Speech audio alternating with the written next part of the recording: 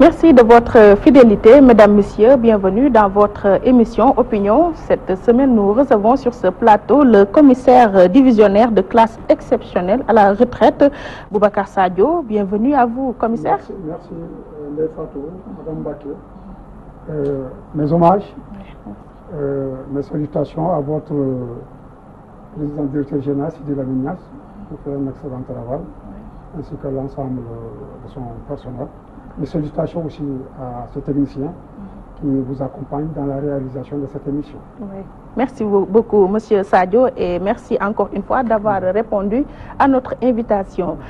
Pour retenir rapidement, commissaire Sadio, vous avez été commissaire divisionnaire de la police de classe exceptionnelle à la retraite, ancien directeur général adjoint de la police nationale. L'on retient aussi que vous avez été le chef de la sûreté urbaine au commissariat central de Saint-Louis, chef de la police judiciaire à la sûreté urbaine de Dakar, ancien commissaire de Guédiawaye de Tivaouane, et aussi secrétaire général de la coordination des policiers radiés, directeur de la police municipale de Pikine. Et vous avez aussi eu à diriger une mission onusienne au Congo, ancien directeur de la police municipale de Dakar. Vous avez aussi été conseiller technique et adjoint du directeur général de la police nationale, ancien directeur des opérations de l'agence d'assistance à la sécurité de proximité. En sport, vous avez aussi été champion en minime, en saut, en longueur, mais aussi en 60 mètres. Est-ce suffisant pour vous introduire? Oui, c'est suffisant comme présentation. Merci. Le 23 avril dernier, un véhicule de patrouille de la police qui roulait en sens inverse a heurté un motocycliste et son compagnon plus de 3 semaines après la mort d'Abdoulaye Timéra. Quel sort devrait être réservé aux policiers incriminés? Bon, ça, je ne saurais trop m'avancer parce que je ne connais pas les tenants et les aboutissants de ces différents accidents. Oui. Toujours est-il que je crois et j'espère qu'effectivement la loi sera appliquée dans toute sa rigueur. Oui. Quel que soit maintenant le bord où les uns et les autres se situent. Oui. Si effectivement il ressort que la police ou les policiers ont fauté, je crois qu'effectivement... Surtout qu'il roulait en sens inverse. En sens inverse. Si effectivement il roulait en sens inverse, le fait même de rouler en sens inverse est une infraction routière. Ouais. Bon, à fortiori de la part des gens qui sont chargés effectivement de veiller à ce que le véhicule roule en sens normal. Oui. Donc c'est déjà une circonstance aggravante. Ouais. Bon, maintenant, le reste, nous laissons à l'enquête de suivre son cours et de voir les conclusions qui en seront tirées. Tout de même des bavures policières, il n'en manque pas. À titre d'exemple, il y a eu cette gifle qu'un policier avait donnée à un conducteur de Jakarta à Ziguinchor. Sur ce point, que dénotent ces comportements quand même qui sont maladroits? Mais en fait, il faut se désoler de ces comportements, en fait, qui ne sont pas normaux. Et ce n'est pas ce qu'on leur a appris à l'école de police. Franchement, à l'école de police, on leur inculque, n'est-ce pas, beaucoup de notions allant dans le sens de respecter la dignité de l'être humain, de la dignité du citoyen. Donc, il n'est pas exclu de rencontrer, parce que quand même c'est un groupe d'individus, ils n'ont pas les mêmes origines sociales, ils ne sont pas formatés de la même manière, chacun vient avec son éducation, et quelquefois c'est pas foncièrement que la police peut changer ça. Donc c'est des comportements déviants qu'il faut effectivement dénoncer, parce que vraiment c'est pas du ressort d'un policier de faire de la violence physique surtout sur un citoyen. Vraiment on leur doit respect, on leur doit considération, on leur doit des égards. Oui. Donc c'est des comportements vraiment condamnables. Et du point de vue de la formation aussi, peut-être que cela dénote des manquements. Non, par rapport à ça, franchement, l'École nationale de police forme vraiment bien les élèves et sur la base des standards nationaux reconnus. La preuve, il y a beaucoup de pays africains qui nous envoient effectivement leurs élèves pour formation. Donc je crois que c'est à un niveau individuel. Hein. Vraiment, ce n'est pas des choses que la police leur demande de faire, n'est-ce pas? C'est eux qui ont leur comportement déviant, qui sont en porte-à-faux avec les règles d'éthique, de discipline et de déontologie de la police. Je crois que bon, il leur appartient d'assumer effectivement leurs actes de comportement. Oui. Commissaire Sadio, les ASP, parlons-en, bon nombre de citoyens ont du mal à s'exécuter devant ces derniers, puisqu'au préalable, ils sont, on pourrait dire, des auxiliaires de la police. Ces Sénégalais ont-ils tort? Non, ils n'ont pas tort. Ça dépend maintenant. Qu'est-ce qu'on leur demande de faire? Les ASP, ce sont des civils. Hein. Ouais, ils sont ni au PJ, ni même à PJ. Hein. C'est des civils. Donc, l'agence a été créée. C'est une structure dédiée, effectivement, à venir en appoint à la police et à la gendarmerie. Donc, ils n'ont pas certaines qualités. N'est-ce pas? Ce n'est pas des hommes, ce n'est pas des fonctionnaires, encore moins Pourtant, ils prennent cette posture d'homme de la loi. Bon, ça, effectivement, devant le citoyen lambda. Ça, c'est un abus. C'est un abus de comportement, n'est-ce pas? Parce qu'ils ne peuvent pas arrêter, sauf en cas de flagrant délit, comme n'importe quel citoyen d'ailleurs. Mais ils ne peuvent pas, disons, demander à un conducteur, à un automobiliste, de lui présenter son permis. Ils ne peuvent pas faire certains actes, n'est-ce pas, relevant de la police judiciaire. Même s'ils accompagnent, ils n'ont même pas la possibilité d'accompagner les policiers, même pour certaines opérations. Quand des policiers vont pour arrêter quelqu'un, un délinquant, un ASP ne doit pas y être. Pourtant, c'est le cas, non, et c'est devenu récurrent. Parce qu'il n'a pas qualité à le faire. Il n'a pas qualité à le faire. En fait, l'ASP a été créé, l'agence a été créée pour effectivement alléger un peu la police de certaines tâches, notamment des tâches de proximité. L'ASP a été créé pour permettre à ces éléments d'aller dans les quartiers, d'investir les quartiers, de discuter avec les relais sociaux, les délégués de quartier, les organisations communautaires de base, les associations culturelles et sportives, en fait, les chefs religieux, les chefs coutumiers, etc., pour voir effectivement quels sont les différents problèmes de sécurité qui se posent aux populations. De les recueillir et maintenant d'en faire part aux services régaliens de l'État qui sont chargés effectivement de la répression de ces infractions-là. Donc, en fait, ils doivent cultiver un partenariat dynamique, normal, avec les populations. Vraiment, c'est dans le cadre d'une synergie d'actions qu'ils doivent opérer. Mais ils ne doivent pas être comme des agents de répression. Malheureusement, il faut le déplorer et le constater, les populations perçoivent les ASP comme des agents répressifs. D'autant plus qu'ils les voient quelquefois dans des manifestations où effectivement ils n'ont absolument rien fait. Même pour arrêter, comme vous dites, certains malfaiteurs, il y a des ASP dans l'équipe. Non, ça c'est pas normal. C'est pas normal. Bon, c'est à dénoncer. Hein. Bon, quelquefois, moi ça me fait mal au cœur de voir certaines situations, mais ils ne sont pas dédiés à ça. Ils sont là pour aller dans les commissariats de police, accueillir les citoyens, les orienter, les sensibiliser et les informer. C'est ça le rôle principal. Le rôle principal. Bon, disons que je constate qu'effectivement, dans certains quartiers, ils y sont. Mais la manière dont ils y sont n'est pas conforme avec ce qui aurait dû être. Parce que c'est des quartiers qui les sollicitent. Ils sollicitent l'agence pour dire qu'on a besoin de tant d'ASP pour assurer notre sécurité. Et en contrepartie, ils versent de l'argent. Donc c'est un service rétribué. Bon, mais là... L'argent est versé dans quel au niveau de l'agence. Et là, ça crée une discrimination. Maintenant, on est en présence d'une sécurité sans histoire. C'est-à-dire qu'il y a des citoyens qui auront droit à la sécurité, à la protection, à la bienveillance des ASP, parce que tout simplement, ils ont l'argent nécessaire pour effectivement les recruter. Et d'autres quartiers, comme à Guédiouaï, à Médina Gounass, etc., ces gens-là ont des problèmes de survie. Ils n'ont pas de quoi payer un ASP. Je crois qu'en principe, à l'époque, c'était 30 000 francs. Je crois qu'à un moment donné, on a augmenté ça. Pour prendre un ASP, il faut 60 000 francs. 10 ASP, ça vous revient à 600 000 francs. 20 ASP, ça vous revient à 1 200 000 francs. Vous pensez que les gens qui habitent les quartiers pauvres et populaires là, se payer ce luxe-là? Non, ce n'est pas possible. Et là, c'est une rupture d'égalité devant le service public. Oui.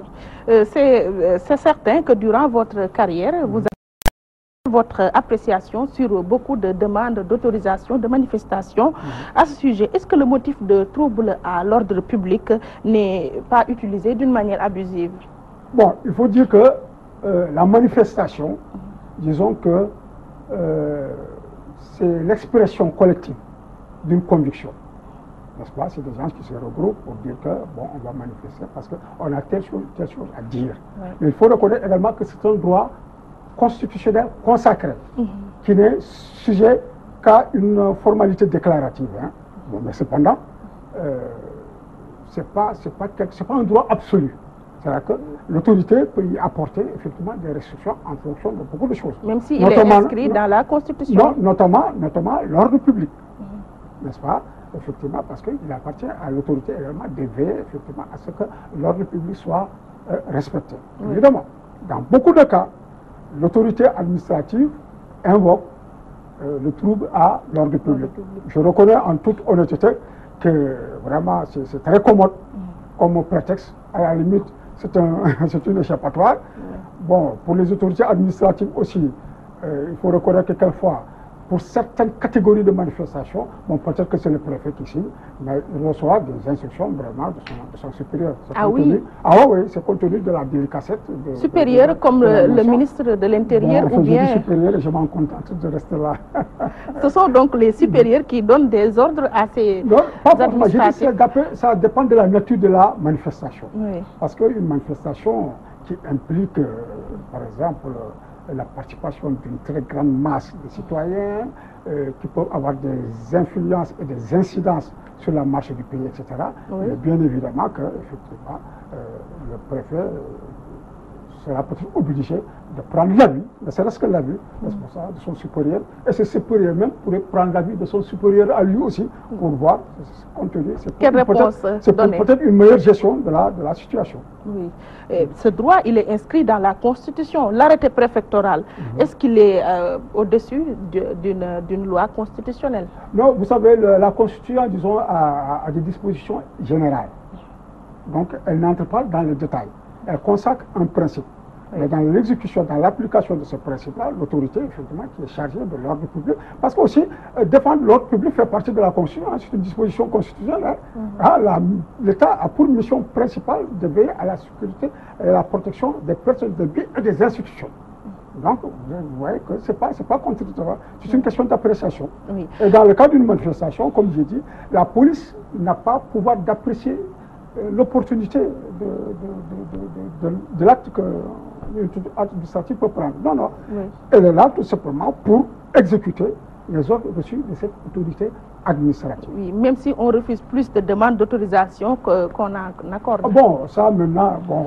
Au vu des statistiques. Bon, au vu des statistiques, bon, là maintenant, comme je dis, vous savez, souvent, j'entends les gens souvent dire que la force doit rester à la loi. Je dis que, évidemment, je suis d'accord que la force doit rester à la loi. Mais en fait, ça c'est dans les deux sens.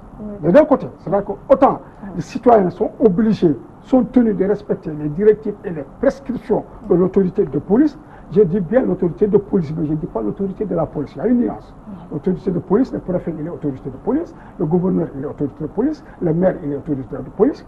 Mais l'autorité de la police, maintenant, c'est la hiérarchie policière. Oui. Donc, autant maintenant, les manifestants sont obligés de se conformer aux directives, aux prescriptions de l'autorité de police, autant également les policiers sont dans l'application de leur... dans l'exécution, effectivement, de ces prescriptions de l'autorité, de respecter, effectivement, les droits des citoyens, comme vous voyez, les droits de l'homme. Les droits de l'homme, comme vous voyez dans ces images-là, qui nous proviennent de la journée du 19 avril passé, lors du vote de la loi sur le parrainage, étant donné qu'il y a une justice pour tous, n'y a-t-il pas lieu quand même de sanctionner quand la répression est démesurée? Surtout que le Sénégal a signé plusieurs conventions. Absolument. Le Sénégal au niveau interne, il y a des dispositions. Oui. Le Sénégal a signé des conventions, notamment en ce qui concerne les droits de l'homme. Vous savez, les droits de l'homme, disons de manière générale, c'est ce qui appartient en propre à la nature humaine et sans laquelle on ne peut pas vivre normalement.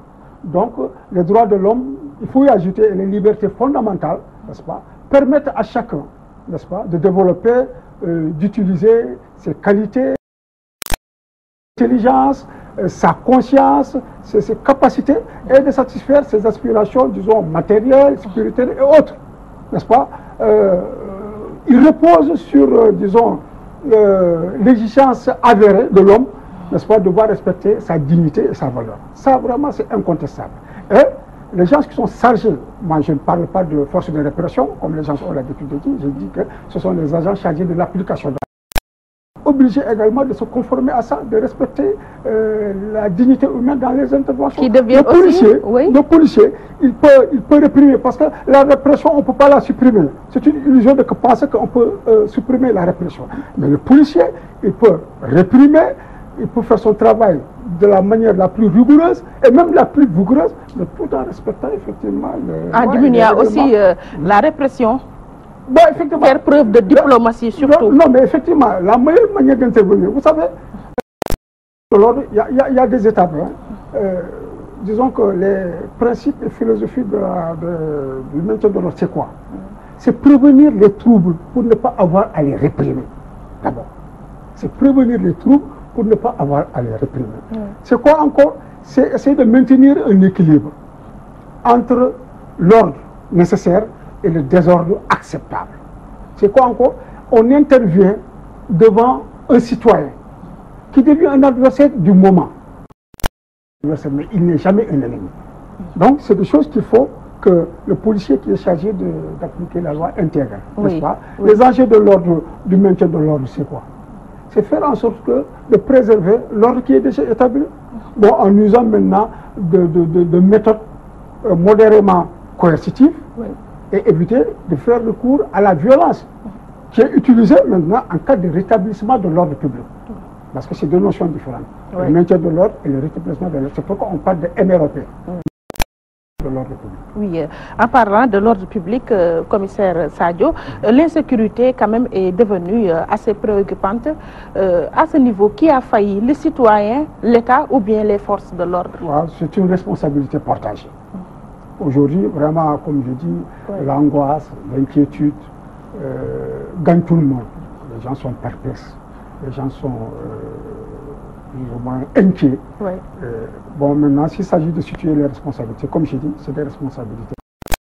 Il y a des responsabilités sociétales, c'est-à-dire qui relèvent de la société, de nous, citoyens, de par nos comportements, de par maintenant l'éducation qui s'est effritée, par la dislocation, n'est-ce pas, de certains réseaux de soutien, n'est-ce pas, de par le délitement de certaines institutions qui étaient productrices, n'est-ce pas, d'ordre social, de contrôle social, l'école, la famille, etc. Il y a tout ça. Bon, il y a également la responsabilité de l'État, qui a pour mission régalienne, effectivement, d'assurer la protection des personnes et des biens. Et ça, maintenant, il faut reconnaître que quand même, l'État a fait beaucoup d'efforts, mais il reste encore à faire, notamment en matière de ressources humaines. Il y a un déficit, disons, structurel, criard en matière de ressources humaines. Et là, concernant la police, vraiment, je n'aurais de cesse d'imputer la responsabilité au régime socialiste qui était là, qui a procédé à la radiation de 6 000 policiers. Et ensuite à la radiation définitive de 1200 policiers. Imaginez, en 1987, il y avait plus de 6 000 policiers au Sénégal, en 1987. 31 ans après, nous avons à peu près le même nombre. Ah oui, pourquoi? Ah oui, ça veut dire que tout simplement... Entre-temps, il y a eu peut-être des morts et aussi il y en a qui ont été réintégrés dans la police. C'est non seulement ça, c'est-à-dire que il faut mesurer l'ampleur des efforts qui restent à faire. C'est-à-dire qu'en 37 ans, la population du Sénégal a presque doublé ou triplé. Et les effectifs sont restés au même niveau. Donc on n'arrive pas à avoir un taux d'encadrement sécuritaire nécessaire, conforme aux normes internationales. Il y a toujours le gap donc. Il y a toujours le gap qu'il faut combler. C'est pourquoi à un moment donné, il y a des années, je proposais à ce qu'on recrute entre 1000 et 1500 policiers par an et pendant 10 ans pour un peu arriver à avoir un taux de couverture sécurité raisonnable. Ça, c'est au niveau du personnel. Oui. Mais maintenant, bon, peut-être il y a les aspects qui sont là, qui sont au nombre de 10 000. Pas grand-chose dans le domaine de la Cela ne résout pas le problème. Non, ça ne résout pas le problème.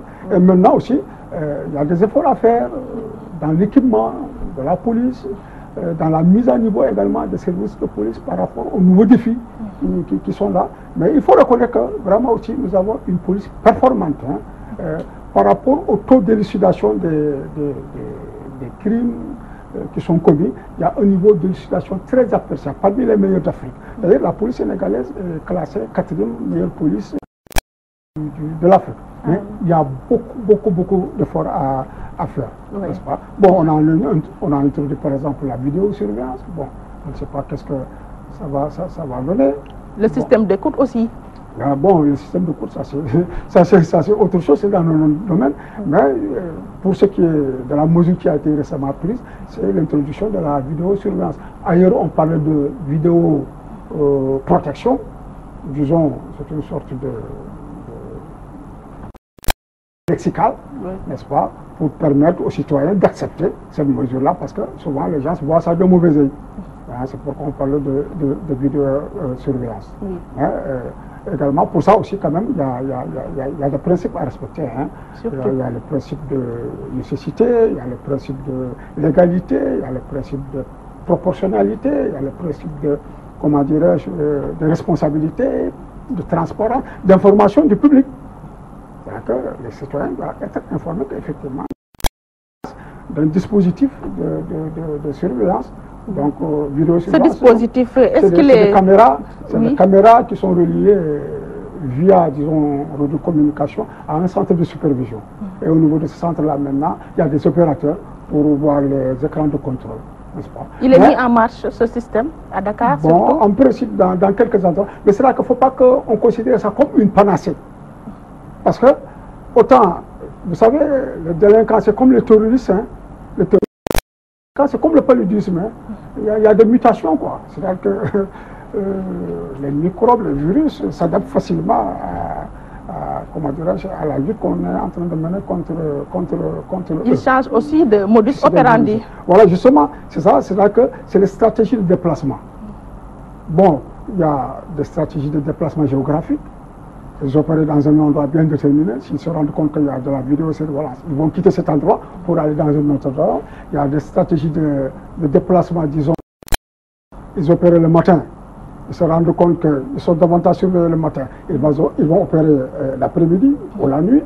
Il y a des stratégies de déplacement plus ou moins fonctionnelles.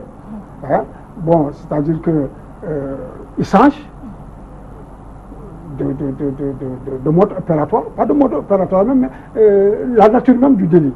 C'est-à-dire qu'ils volaient, ils faisaient du pickpocket, ils prenaient des pochettes, etc. Maintenant, ils laissent pour aller scooter, etc.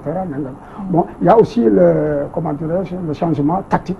Oui. Ils opèrent solitairement, maintenant ils changent, ils opèrent en groupe, ou bien ils opèrent en groupe, maintenant ils vont opérer solitairement. Tout ça, c'est des stratégies Par rapport au système d'écoute, beaucoup d'hommes politiques surtout se plaignent de ce système qui est appliqué à tout le monde. Quel système? Le système d'écoute téléphonique surtout. Est-ce que l'État a le droit d'écouter tout le monde et d'une manière... Bon, ça c'est vraiment, en toute honnêteté, c'est un sujet délicat et lequel je ne peux pas trop m'étendre. Vous savez, comme je dis, moi aussi, jusqu'à présent, peut-être je n'ai pas ma tenue de commissaire de police, mais j'ai certains principes qu'il me faut respecter. Donc, il y a des choses que je ne peux pas dire ici sur un plateau, n'est-ce pas? Bon, peut-être que j'ai pris ma retraite, je ne suis plus tenu au droit de réserve. Donc, parce que je peux créer un parti, je peux créer un mouvement, je peux aller voter, je suis éligible électeur, d'accord? Mais toujours, il y a le secret professionnel qui s'impose à moi, il y a la discrétion professionnelle, notion différente qui s'impose toujours à moi, quoi. Donc, c'est pourquoi on dit que le gendarme le policier, il restera jusqu'à la tombe. Jusqu'à la tombe. Commissaire Sadio, avez-vous des ambitions politiques? Non, je n'ai pas d'ambition politique. C'est-à-dire que, comme j'ai dit, j'étais dans un carcan statutaire qui m'interdisait de m'exprimer. Donc, en tant que policier, revêtu de mon uniforme, je ne pouvais pas dire certaines choses. Mais je pouvais penser quand même. Peut-être qu'on m'interdisait de les extérioriser. Et maintenant que j'ai pris ma retraite, valoir mes droits à une retraite, une pension de retraite, après de bons et loyaux services, je l'espère du moins. Vraiment, j'ai le droit maintenant de m'impliquer dans la vie de la nation. Ouais. Bon, l'autre jour, j'ai entendu quelqu'un dire que non, je ne fais pas de la politique, il y a un tchahan là. Mais j'ai dit qu'il n'a absolument rien compris. Parce qu'actuellement, l'autorité militaire est sous la tutelle de l'autorité civile. C'est l'autorité civile qui commande l'autorité militaire. Et l'autorité civile, là, ce sont ces politiciens-là, ces hommes politiques-là. Et ils sont où? Ils sont placés à leur station à partir. Est-ce que maintenant, nous, autorités, enfin, nous, militaires, nous, gendarmes, est-ce qu'on doit regarder, on doit accepter que des farfolies ou bien des gens qui n'ont aucune compétence ou des gens qui n'ont aucun mérite vraiment nous commandent? Non. Donc on a notre mot à dire dans le choix des hommes. C'est pourquoi il faut nous impliquer effectivement dans la vie politique. Dans la vie politique. Mais vous avez esquivé ma question. Voulez-vous vous impliquer dans cette vie politique et être acteur même dans la scène politique? Non, je suis acteur parce que je donne mes idées sur je donne mes idées sur comment le président de la République gère ce pays-là, je donne mes idées sur comment est-ce que les rapports doivent être entre le pouvoir et les populations. Et ce que je crois fondamentalement, c'est que le pouvoir doit revenir aux populations et la servitude aux dirigeants. Hein? Par exemple, comment espérez-vous matérialiser ces idées? Non, d'abord, en vulgarisant ça, en mettant ça à la disposition sénégalaise, comme qui peuvent ne pas apprécier du tout, vraiment, chacun est libre d'avoir ses opinions, hein, oui, comme le titre de votre émission. Oui. Mais je dis qu'encore, d'ailleurs, c'est un appel que je lance à tous les membres de forces de police, à tous les membres de forces de défense et de sécurité, aux douaniers, aux militaires, aux paramilitaires qui ont pris leur retraite, de ne pas se confiner dans un silence qui est pour moi coupable. D'accord, pendant qu'ils étaient en activité, oui, ils avaient le droit de rester. Maintenant qu'ils ont retrouvé les libertés, ils ont le droit effectivement de s'impliquer. Ils ont le droit de dire leurs mots sur la marche. Si ce n'est pas pour eux, moi c'est pour leurs enfants, c'est pour les générations futures. Donc je dis que moi je ne vais pas m'en priver. Maintenant, comme politicien utilise mes idées. Et s'il vous sollicite pour venir travailler avec lui? Moi, je vais voir. Hein. Non, actuellement, vraiment, moi je ne vais pas travailler avec quelqu'un. Ouais, je peux contribuer à aider quelqu'un, je peux contribuer à donner mes idées, je peux dire ce que je pense et que je vais laisser à la disposition vraiment de tout citoyen qui voudrait bien en profiter pour voir effectivement comment améliorer les choses. Sous ce registre, à travers une lettre ouverte, on vous voit interpeller le chef de l'État, Macky Sall, sur le respect de la parole, des engagements, mais il y a aussi une faiblesse qui pourrait expliquer son attitude à plusieurs niveaux. En résumé, que doit-on retenir? Réflexion surtout. Non, ça j'ai dit que, parce que moi je suis inquiet, je dis ce que je pense. Hein. Bon, vraiment, en donnant la considération, le respect et les égards dus au rang des uns et des autres. Moi j'avais fait une contribution où j'ai posé une question pour dire est-ce que le président serait faible. Et j'ai évoqué des situations bien précises. Bon, pour ce qui est de la parole donnée, vraiment j'ai donné des cas concrets. Hein. Son Excellence avait dit qu'il allait faire 7. Il a fait 7. J'ai dit que c'est un manquement à la parole donnée. Il avait dit qu'il allait constituer un gouvernement de pas plus de 25 membres. Actuellement, son gouvernement comporte 40 ministres. Sans compter maintenant les autres ministres, à peu près une cinquantaine qui gravitent autour de la galaxie présidentielle. Il avait dit effectivement qu'il n'allait pas nommer par décret, c'est-à-dire un acte qui relève de sa discrétion, son jeune frère a un poste de responsabilité publique. Je crois qu'il a enfin à la tête de Aliou Sall. Donc, il avait dit aussi, prenant à témoin l'opinion nationale et internationale, mais surtout l'opinion nationale, en s'adressant à ses partisans, que l'OFNAC, c'est pour nous, mais que la CREI, c'est pour les autres. Mais je crois qu'on a vu ce qui s'est passé avec la CREI. Il n'y a que Karim Wade qui a été impliqué, avec maintenant, bon, peut-être du Moni Fretin, ça c'est peut-être pour amuser la galerie. Et pour ce qui est maintenant de l'OFNAC, bon, c'est incriminé. Et vraiment, ils sont là, ces voleurs portants et invétérés de deniers publics, c'est détourner des deniers publics. Et il est le premier à les protéger. Lui-même a déclaré qu'il a mis des dossiers sur son compte. Et j'ai dit que c'est parce qu'on est Sénégal. Mais dans un autre pays, on l'aurait poursuivi. Parce que c'est extrêmement grave. Pour haute trahison. À deux niveaux. Oui. Je vais vous dire sur la haute trahison. À deux niveaux. Oui. Le fait de mettre le coude sur des dossiers, ça élimine même, on fait ce qu'on appelle, c'est parce que là c'est éviter, c'est empêcher des citoyens, des fautifs, des voleurs et des délinquants d'aller au niveau de la justice, n'est-ce pas? Donc ça c'est un recel de malfaiteurs, on protège les délinquants, c'est un recel de malfaiteurs. Et maintenant, le fait également aussi qu'on mette le coude sur des dossiers, mais vraiment, c'est qu'on empêche le procureur de la République de faire son travail. C'est une entrave à l'exercice, à un bon exercice de la justice. N'est-ce pas? Donc, c'est deux fautes vraiment graves de la part de la République. Ça, j'assume vraiment ce que j'ai dit. Mais que l'on ne peut poursuivre que pour haute trahison au Sénégal. Bon, vous savez, trahir, c'est abandonner. C'est ne pas respecter c'est de ne pas se conformer, n'est-ce pas, à un engagement, à une promesse. Ouais. C'est ça la trahison. Bon, le président de la République, il a prêté un serment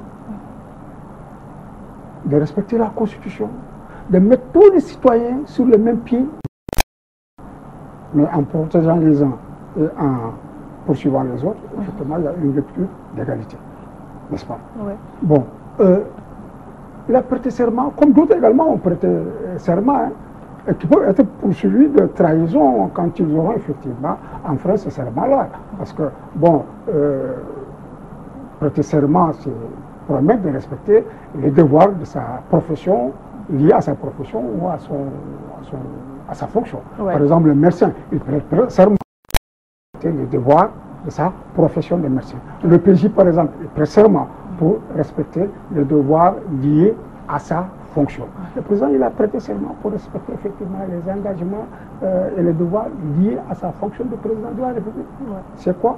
C'est mettre les gens sur le même pied d'égalité. C'est quoi? C'est respecter la Constitution. C'est quoi? C'est d'appliquer la justice de la manière la plus égalitaire, ouais. N'est-ce pas? Il y a beaucoup de choses. Oui, mais vous avez posé cette question. Moi, je vous renvoie à cette question. Est-ce que le chef de l'État est faible? Bon, donc on le pense, hein. Donc on le pense. Et moi, personnellement, profondément, j'ai tendance à le penser. Parce qu'il s'est passé beaucoup de choses où je me suis dit que, vraiment, à ma place, je n'aurais pas agi comme ça. Et que ça lesquels, par exemple? Bon, ça n'engage que moi.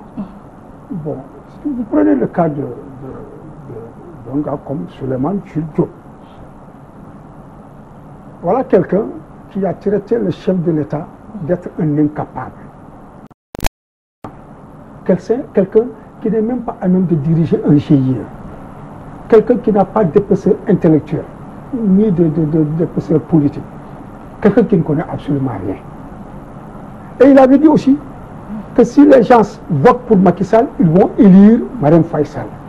On pense que ça aurait été à ma place. Vraiment, je ne vois aucune raison de pouvoir appeler ce monsieur-là à mes côtés pour travailler. Quelqu'un qui m'aura traîné et voué au genou de cette sorte, vraiment, je crois que collaborateur. Ouais. Il y a beaucoup d'autres choses aussi. Des gens se sont battus devant lui au palais de la République. Ouais. Il n'y a eu aucune sanction. Quelqu'un a allé le trouver alors qu'il était à la tribune officielle où il représentait la République du Sénégal, où il était l'invité d'honneur. Un simple individu est allé le trouver là-bas pour le faire se lever, le saluer et lui faire, comment dirais-je, la collade. Mais ça, c'est pas normal.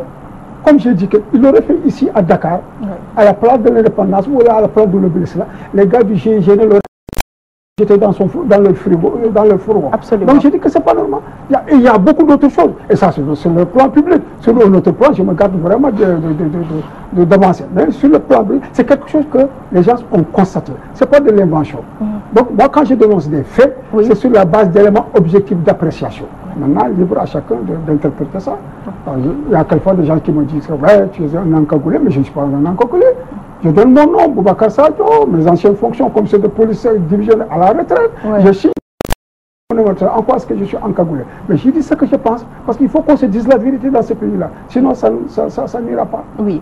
Le régime de Macky Sall a englouti des maillons forts de l'administration sénégalaise dans l'APR, mais il a aussi créé des figures de résistance comme on n'en a jamais vu. Pour lister, il y a eu le commissaire Cheikh Sadibou Keïta, le colonel Abdou Aziz Ndaw et récemment le capitaine Mamadou Dieye.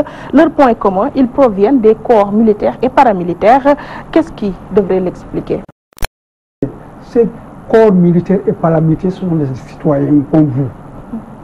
Ils ont les mêmes droits, ils ont les mêmes obligations et les mêmes devoirs. Vous savez, les gens qui pensent comme moi, là, comme le capitaine Dieye, il y a des milliers et des milliers dans les forces de sécurité et de défense. C'est des milliers et des milliers de personnes. Ils n'ont pas la possibilité vraiment d'extérioriser ça, c'est tout. Mais c'est des milliers, ils ont leur mot à dire, ils ont le droit de penser sur la manière dont effectivement ces pays-là doivent marcher. C'est un phénomène nouveau maintenant que des gens commencent à s'exprimer.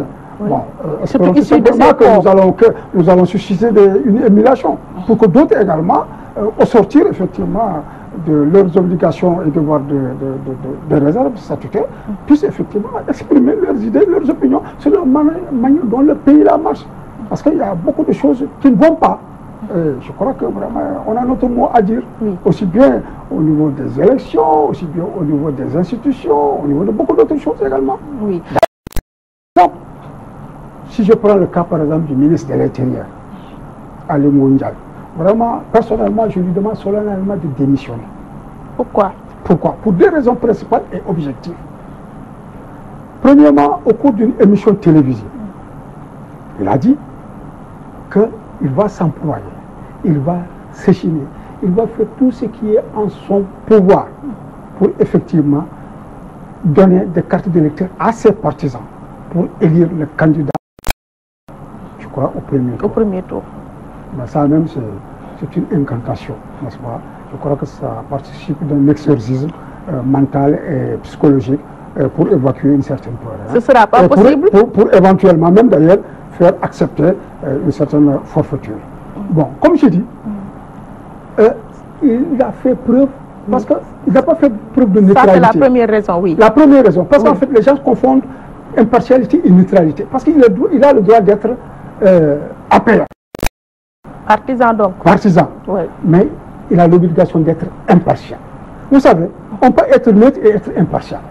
Ça, à la limite, même c'est de la lâcheté. Il y a beaucoup de gens qui se cachent derrière leur neutralité. En fait, c'est des gens qui n'ont pas le courage de s'engager et d'exprimer librement leur opinion. Oui. Mais ils peuvent être impartials. En France, qu'est-ce qui organise les élections? C'est les ministres de l'Intérieur, non? Oui. Et pourtant, il fait partie d'un parti. Et s'il se fait battre, il accepte qu'il est battu. Pourquoi? Parce que tout simplement, ils sont imbus d'impartialité. Partisan est d'impartial que quelqu'un de neutre et de partial. Donc, il a fait preuve de partialité. Ouais. Pour cette raison, je dis que vraiment, il n'a plus sa place là-bas. Et d'autre part, plus grave, Oui.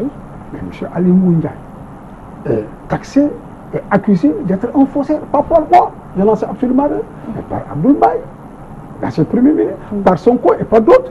Qui a été son premier employeur. Voilà, pour avoir produit un faux rapport qui a induit en erreur, on le suppose, Monsieur le Président de la République. D'après ces gens-là. Dans l'affaire Petro-Tim. Dans l'affaire Petro-Tim. Mais imaginez, c'est le ministre de l'Intérieur, il a à la tête de milliers de policiers, des OPJ et des APJ qui sont chargés de traquer les délinquants économiques, les délinquants de droit commun et notamment des faussaires.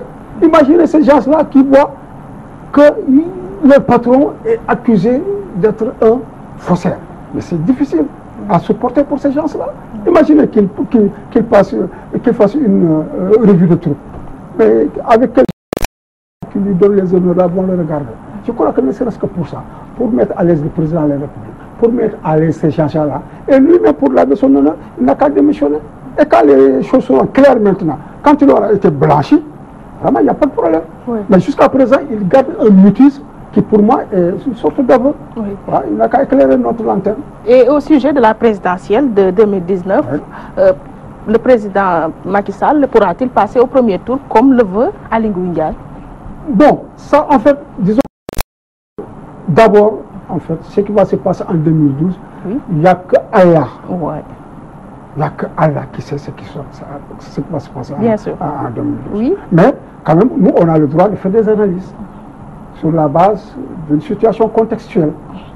Mais si on prend tous les paramètres là, vraiment, Macky Sall ne peut pas passer au premier tour. Comme je dis, actuellement, c'est un émotif. Je crois que c'est une incantation. Macky au premier tour, Macky maintenant, tout le monde s'y met, etc. Ouais. Mais objectivement, bon, maintenant, ils peuvent user de manœuvres, de stratégies, même pas de stratégie, de stratagèmes, n'est-ce pas, pour faire passer Macky au premier tour. Parce que, ce qui est sûr, s'il ne passe pas au premier tour, il sera évincé du palais de la République. Ouais. L'éviction sera sûre. Et avec lui également tout le reste de l'équipe. C'est pourquoi d'ailleurs je souhaite à ce que la CREI soit maintenue, parce que ça pourra servir dans le futur. Président Sall, ouais. Mais c'est une cour d'exception. Non, non, justement, on va maintenir ça exceptionnellement. Après, on va faire disparaître. Le parrainage, une loi assez controversée, sera à coup sûr promulguée par le chef de l'État. Ceci d'autant plus que l'opposition parlementaire a été déboutée par le Conseil constitutionnel. Mais l'application de cette loi ne posera-t-il pas problème? Bon, ça, vraiment, je ne suis pas un juriste. Je ne suis pas un spécialiste du droit. Bon, j'en ai quelques notions. Je connais peut-être un poursuit un voleur, quelles sont les infractions pénales, etc. Mais vraiment, il faut reconnaître qu'en matière de constitution, je ne suis pas tellement versé là-dedans. Mais ce que je puis dire pour le parrainage, oui, c'est à deux niveaux. Premièrement, le jour du vote, vraiment, l'Assemblée a donné la preuve de sa vassalisation. Que c'est une institution qui est là, au service exclusif de Monsieur le Président de la République. Et bien, ça doit étonner personne quand même. oui. N'est-ce pas? Il a sa les gens majorité qui sont là-bas, de la majorité présidentielle, ont été désignés individuellement par le Président de la République. Parce que nous sommes tous témoins du mot d'ordre qui a été donné pour dire que Monsieur le Président, vous avez carte blanche. Oui. Et chacun a croisé les bras pour attendre maintenant qu'on veuille bien le mettre la liste du président. C'est la liste du président, donc c'est les députés du président. Certains même n'ont pas la gêne de le proclamer au sein même de l'hémicycle. Oui. Tout comme le président également a été d'abord désigné et nommé par Macky Sall au palais de la République. Maintenant, son élection, entre guillemets, être validée par ses pairs. Bon. Oui. Et ensuite, ça a montré le mépris que ces députés-là ont envers le peuple sénégalais. Parce qu'une loi comme ça, qui engage de manière fondamentale la manière dont le président de la République, qui est celui qui est chargé de présider nos dossiers, doit être élu, qu'on puisse voir une telle loi sans débat. Nous savons tous que la loi allait passer, mais au moins qu'on permette le débat, pour qu'au moins les Sénégalais puissent avoir les autres et de comprendre en réalité quels sont les tenants et les aboutissants de cette loi-là. Oui. Mais vraiment, ils ont voté ça comme ça, vraiment, à la hussarde. C'est vraiment manquer de respect. Quant au parrainage, je dis qu'encore une fois, c'est des manœuvres, parmi tant d'autres, hein, pour permettre justement, pour maximiser les chances du président de la République de passer au premier tour. Mais moi, je ne vais pas entrer dans les considérations juridiques là. C'est pourquoi je dis que ces gens-là qui sont allés saisir le constitution, bon, ils perdent leur temps. Mais de manière pratique, oui. Ça va servir à quoi? Le président de la République va avoir une cartographie, peut-être pas totalement exacte, mais en fait une certaine idée de la représentativité des autres. Surtout à 2 mois des élections. À quelques mois, à 2 mois des élections. Oui, parce qu'on doit déposer les listes au mois de décembre. Ensuite, ils vont, ceux-là qui ont parrainé, on pourra introduire sciemment des erreurs dans leur carte d'électeur. Ça va les empêcher de... Oui. On va les affecter dans des bureaux de vote qui sont très très éloignés, très distants de leur domicile. Ce jour-là, il n'y aura pas de transport. Oui. On va interdire le transport, on ne pourra pas voyager d'une région à une autre. Donc ces gens-là seront bloqués chez eux. Il y a toutes ces considérations. Et ensuite, quand ils disent que c'est pour la réduction des candidats farfelus, fantoches. Non, le parrainage ne sert pas à réduire les candidats. Le parrainage sert à éliminer les candidats. Je vous dis aujourd'hui, je vous présente 2 schémas. Et si le président avait à choisir, et je vous dirai lequel il allait choisir. Oui, quels sont Supposons maintenant qu'on lui dise qu'il y a un premier schéma qui veut qu'il y ait 25 candidats. Mais parmi ces candidats-là, il n'y aura ni Idrissa, ni Abdoul Mbaye, ni Sonko, ni Gakou, ni même Bougane Gueye Dany. Et dans ce deuxième schéma-là, il n'y aura que 5 candidats.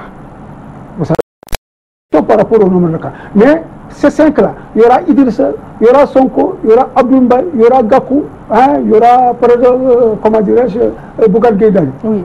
Si on lui demandait de choisir, je suis sûr qu'il va choisir la liste des 25 candidats où il n'y aura pas cet honneur. Comment?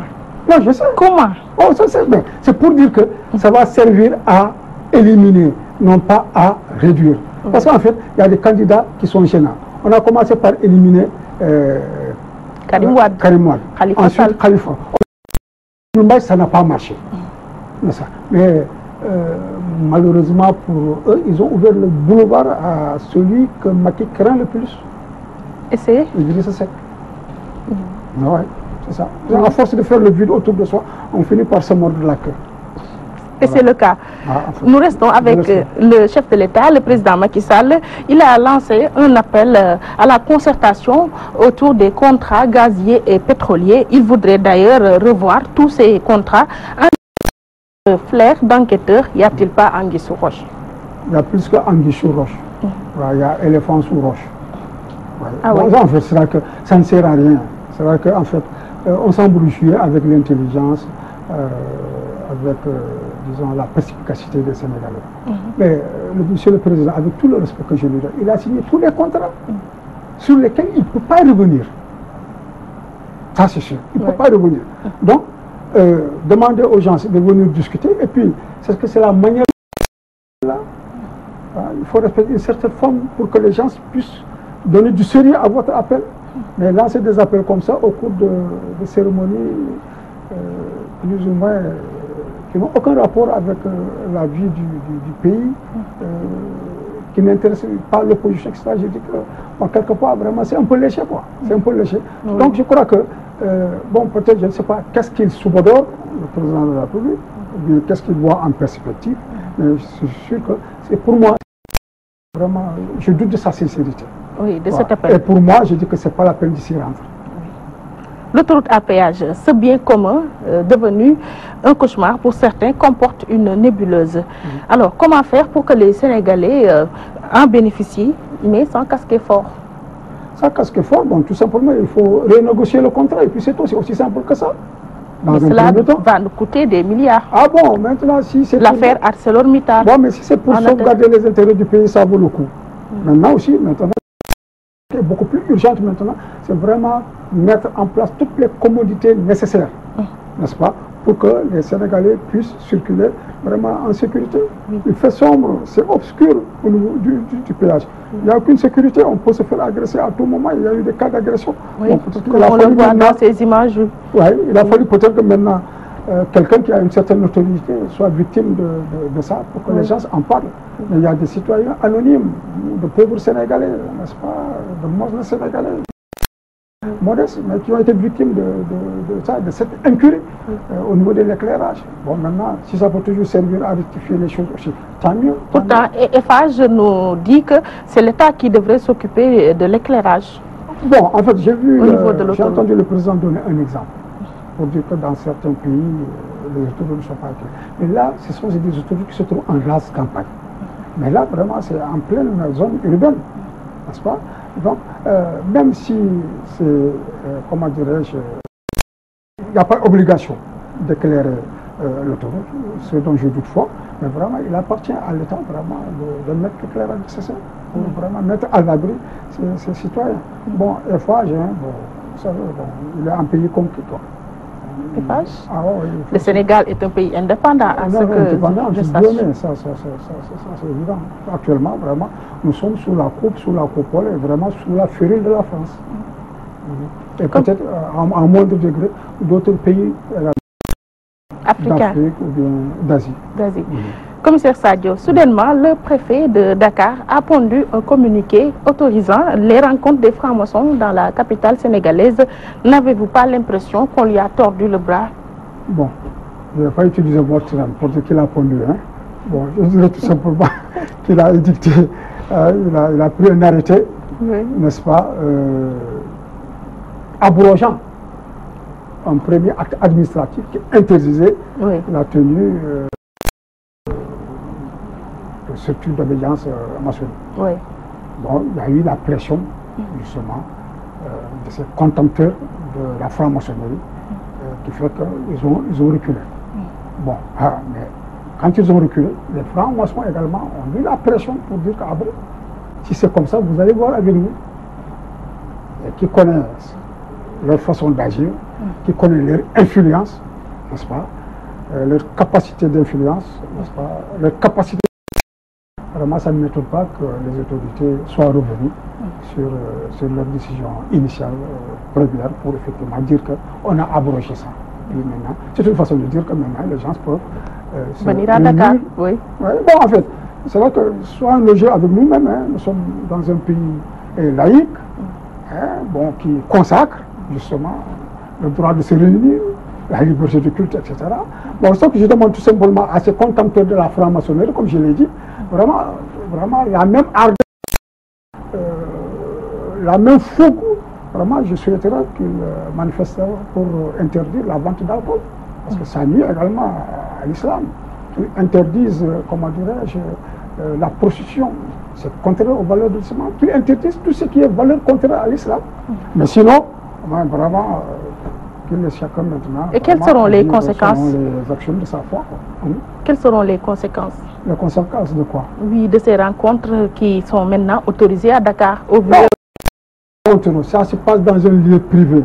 Vraiment, on est libre d'y aller ou de ne pas s'y rendre. Oui. Donc, si on prend la responsabilité... Et si cela se passe dans les lieux publics, puisqu'ils ont maintenant l'autorisation? Non, attends. Entre l'autorisation, sur le principe, n'est-ce pas, de se réunir, et l'autorisation accordée par l'autorité administrative de se réunir à un endroit public, il y a une petite nuance. Il y a une petite nuance. D'accord. Alors, votre ami, d'ailleurs, vous l'avez écrit dans une lettre ouverte, a été condamné à 5 ans de prison. Comment vous vivez cette épreuve? Bon, je la vis difficilement, avec une certaine amertume, parce que c'est quelqu'un que je connais. Il a de très grandes qualités morales, de très grandes qualités humaines. C'est un très bon gestionnaire, un gestionnaire efficace. La preuve. Très bon gestionnaire? Oui, très bon gestionnaire. Épinglé par un rapport de l'IGE? Bon, épinglé par on suppose. Bon, de façon.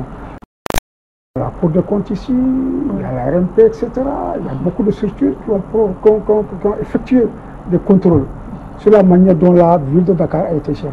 Et il a toujours été premier, avec des satisfaits. Bon, maintenant, cette histoire de Kian Damas, je crois que les gens ont tellement rabâché que maintenant, même les plus petits des enfants, c'est exactement ce qui ne va pas passer. Bon, évidemment. Dans la pratique, peut-être il y a des choses à dire. Dans la pratique, dans la gestion de cette caisse d'avance. Mais c'est une pratique qu'il a trouvée ici. Khalifa, quand il est venu à la mairie, il est resté 6 mois sans toucher à cette caisse d'avance-là. Et c'est le percepteur qui l'a appelé pour lui dire qu'il y a tel montant à votre disposition. Et il lui a expliqué vraiment en fait, comment est-ce que ça a marché et que vraiment c'est légitime qu'il prenne ça. C'est à partir de ce moment que Khalifa a pris ça. Dès que l'affaire a été soulevée, moi je me suis gardé de m'impliquer et de commenter l'aspect juridique de cette affaire-là. Et quand j'ai vu des gens que Khalifa a aidé, à partir de cette quête-là, commencer à les traîner et à les vouer aux gémonies, à être le plus grand pourfendeur de Khalifa, je me suis dit, mais écoutez, qu'est-ce que c'est que cette histoire? Il n'y a plus de moralité. C'est l'ingratitude qui commence maintenant à s'imposer, à s'implanter dans ce pays-là. Donc c'est pourquoi j'ai pris ma... Des gens de l'APR ou bien d'autres camps? D'autres camps, mais surtout des gens de l'APR, des responsables de l'APR. N'est-ce pas? Quand j'étais directeur de la police municipale, je venais pour voir Khalifa. La secrétaire me dit, non, commissaire pour l'instant, est-ce que vous pouvez revenir plus tard? Et dans la salle, je trouve des responsables de la presse, je peux bien les citer, mais je me garde de le faire, qui étaient là, assis, en train d'entendre Khalifa. Je reviens 2 heures ou 3 heures de temps après, je trouve les mêmes bonhommes, les mêmes personnalités assises, n'est-ce pas, en train d'attendre Khalifa Sall. Oui, pour faire quoi? Pour les solliciter. Parce que quand même, d'accord, je peux être le plus cancre de commissaire de police, mais quand même, pour avoir des informations et savoir, bon, de quoi ou tel. Qu'est-ce qu'il venait faire, etc. Oui. Donc, c'est des sollicitations qui ont été satisfaites par Khalifa Sall. Donc, ces gens-là, maintenant, moi, j'aurais compris qu'ils gardent le silence, parce qu'ils sont dans le cadre de la majorité. Je peux comprendre qu'ils gardent le silence, peut-être pour ne pas gêner. Mais qu'ils se mettent, eux, à être maintenant les pourfendeurs et les accusateurs, les contempteurs de Khalifa, et ça, je n'ai pas pu supporter. C'est pourquoi je fais ces sorties-là régulièrement. Mais je vous dis que vraiment, ça me fait de la peine. Quoi. Ça me fait de la peine. Tout ça, hein, tout le monde le sait, c'est pour l'empêcher d'être candidat. Rien d'autre, ça c'est évident. Bon, il a interjeté appel, peut-être que la justice va revoir. Je dis que avant qu'on l'arrête, je suis venu voir un de ses collaborateurs qui est un ami à moi pour lui dire qu'il sera arrêté. Quand on l'a arrêté, il m'a demandé, commissaire, qu'est-ce que vous pensez de cette affaire? Je lui ai dit qu'il sera maintenu dans le lien de la détention et il sera condamné et on va l'empêcher de se présenter au présidentiel. Et c'est ce qui va se passer. Sur quoi vous le dire? Voilà, mais sur beaucoup d'analyses, sur une analyse profonde de quelqu'un qui s'y connaît, qui maîtrise très bien le contexte politique du Sénégal, qui dispose maintenant d'informations que je me garderai de divulguer sur la place publique. Ce qui présage que Khalifa Sall ne pourra pas se présenter à la présidentielle de 2019. Vous notez ça aujourd'hui. Il y a ces souteneurs qui portent sa candidature. Mais évidemment, comme disent les Anglais, never say die, il ne faut pas qu'ils abandonnent. faut pas qu'ils abandonnent. Oui, mais il ne sera pas candidat en 2019. Exclusivité venant d'un commissaire. Non, il ne sera pas candidat, ce qui est sûr. Voilà. Ni lui-même, ni Karim. Ah, mais Karim, il promet de revenir. Il y a même un congrès qu'on lui prépare au mois de juin. Il commence à ressembler à une arlésienne.